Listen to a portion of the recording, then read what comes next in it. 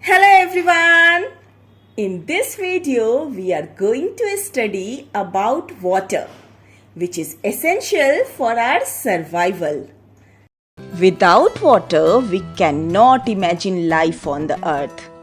We use huge amounts of water, not only for drinking and washing purposes, but also in the process of production.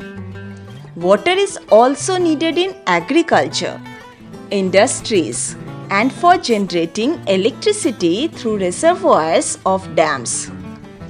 Do you know our earth is called the water planet because 3/4 of the earth's surface is covered with water. It is therefore appropriately called the water planet. There is a question popping in my head. We all know that 3/4 of the earth's surface is covered with water. If there is more water than land on this earth, why do so many countries face water scarcity? There are many reasons. 97.3% of the water on the earth is salt water, which are found in ocean bodies and the seas. It is not fit for human consumption.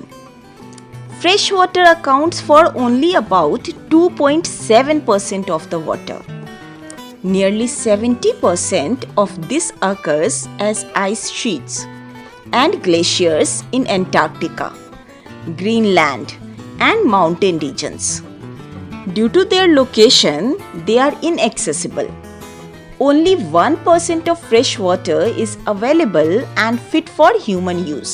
It is found as groundwater, as surface water in rivers, lakes, and ponds, and as water vapor in the atmosphere. Another reason is overuse and wastage of water due to increasing population, rising demands for food and cash crops, increasing urbanization, and rising standards of living. They are the major factors leading to shortage in the supply of fresh water, either due to drying up of water sources or water pollution. Last but not the least is low rainfall.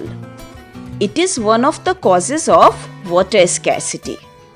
Hope all these points are clear to you. Now I am going to tell you something very interesting about water.